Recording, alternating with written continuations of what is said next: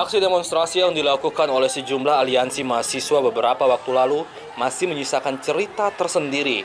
Aksi demonstrasi terakhir yang dilakukan pada Senin 12 Oktober 2020 itu mendapat pengawalan dari Laskar Timur Indonesia dan Garuda Kupang. Berbagai komentar menuding kedua ormas tersebut merampas hak pendemo dalam berdemokrasi. Menanggapi hal tersebut, Ketua Umum Laskar Timur Indonesia atau LTI dan Ketua Garuda Kupang angkat bicara. Pendeta Aldindi, Ketua Umum LTI, mengatakan aksi pengawalan yang dilakukan LTI murni panggilan hati dalam menjaga bangsa dan negara dari upaya-upaya yang merusak kedamaian. Mereka tidak dibayar ataupun ditunggangi oleh pemerintah maupun kepolisian. Ketua Umum LTI mengatakan hak menyuarakan pendapat boleh dilakukan siapapun, tapi harus dengan solusi dan tidak dengan aksi-aksi anarkis. Kehadiran kami di sana itu bukan untuk merampas atau melarang mereka menggunakan hak menyuarakan pendapat. Setiap warga negara punya hak itu dijamin undang-undang, maka kehadiran kami bukan itu. Tapi kehadiran kami adalah untuk mengawal dan memastikan bahwa dalam mereka menggunakan hak mereka tidak merampas hak kami. Mereka menggunakan istilah bahwa mereka mewakili rakyat. Rakyat yang mana? Karena kami rakyat. Tapi tidak pernah merasa diwakili oleh mereka. Itu yang perlu digarisbawahi. Kami tidak pernah merasa diwakili oleh mereka. Mengapa? Karena kami sendiri ya sedang menunggu kapan adanya keluarnya atau undang-undang yang memang kita anggap itu sudah resmi. Karena sekarang yang beredar ini kan masih versi A, versi B, versi C.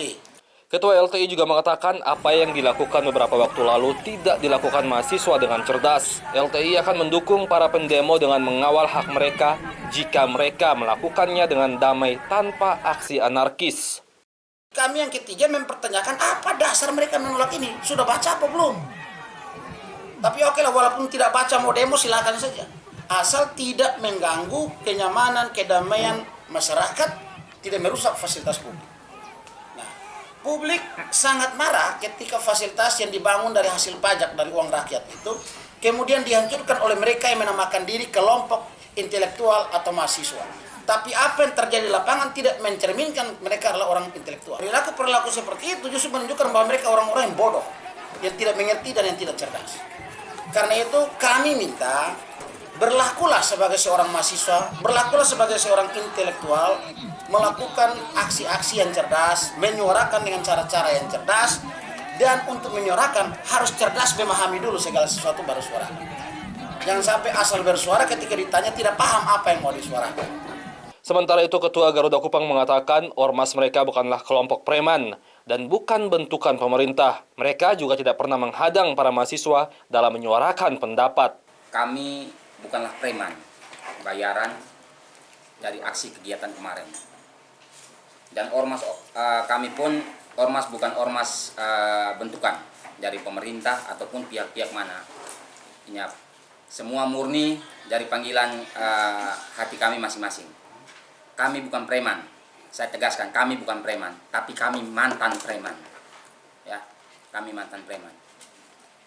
Dan kegiatan kemarin tidak pernah kami menghadang. Kalau menghadang, bahasa menghadang artinya kegiatan mereka tidak terlaksana. Ya. Kami hanya mengawal. Kami mengawal agar kegiatan adik-adik mahasiswa kemarin itu berjalan lancar, sesuai dengan koridor, sesuai dengan tata aturan, dan berakhir dan pulang kembali dengan baik. Dan kegiatan kemarin terlaksana dengan baik. Mereka pulang tanpa kekurangan satu apapun juga.